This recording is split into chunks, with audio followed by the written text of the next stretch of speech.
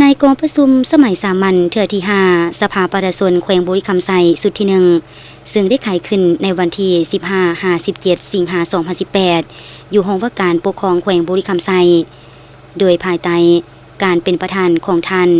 ปริญญาเอกสุวรรณีไสสนะประธานสภาประชาชนแขวงท่านบุญเซ็งปฐมวงศ์รองเจ้าแขวงบุรีคำไซในนามต่างหน้าให้องค์การปกครองแขวงขึ้นรายงานแผนการจัดตั้งปฏิบัติเวียกงานเศรษฐกิจสังคมของแขวง6เดือนต้นปีและทิศทางแผนการ6เดือนท้ายปี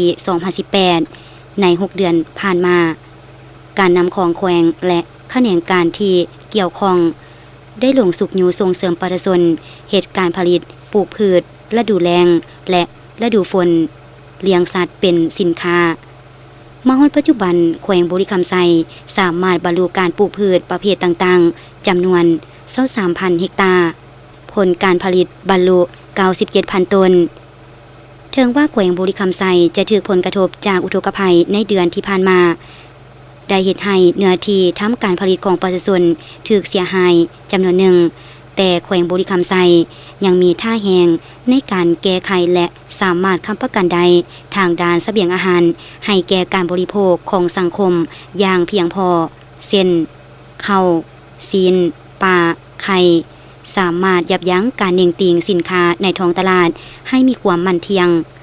การปลูกไม้อุตสาหกรรมก็ได้มีการผลเด่นคือยางพารามันต้นก็ได้มีท่าก้าวขยายตัวผลผลิตดังกล่าวสามารถสร้างรายรับให้แก่ประชาชนจำนวน200 กว่าตื้อกีบเวียกงานจัดเก็บรายรับเข้างบประมาณใน6เดือนต้นปีแขวงบุรีคำไซก็บรรลุ400 กว่าตื้อกีบ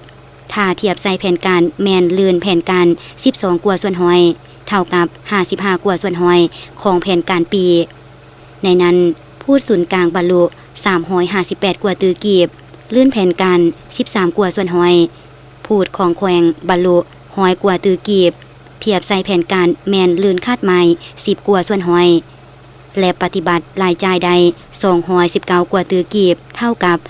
46 กว่าส่วนห้อยในระยะ6 เดือนผ่านมาแขวงได้จัดตั้งปฏิบัติเวียกงานจุดสูงของตนตามที่ได้เสนอในกองประชุมสมัยสามัญครั้งที่4ในเดือนที่1ในเดือน1ปี 2018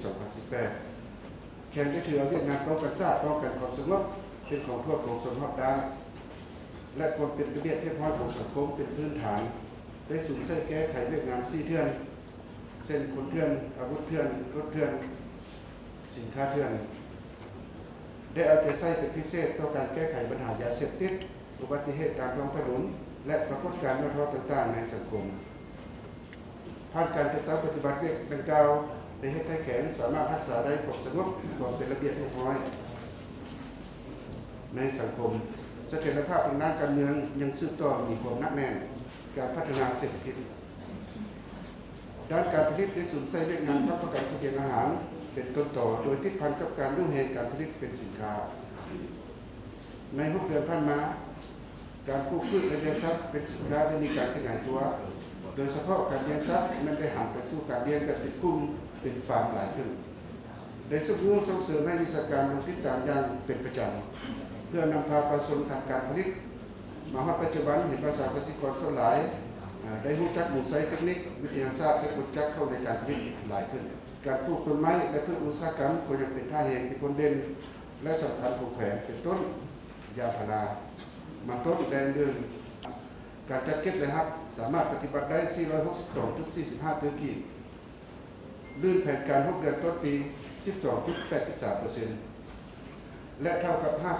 55.90% ของแผนการปีในนั้นผู้ศูนย์การปฏิบัติได้ 358.79 ตื้อกีบ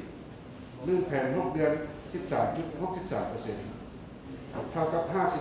56.81% ของแผนการปีผู้กลุ่มท้องถิ่นปฏิบัติได้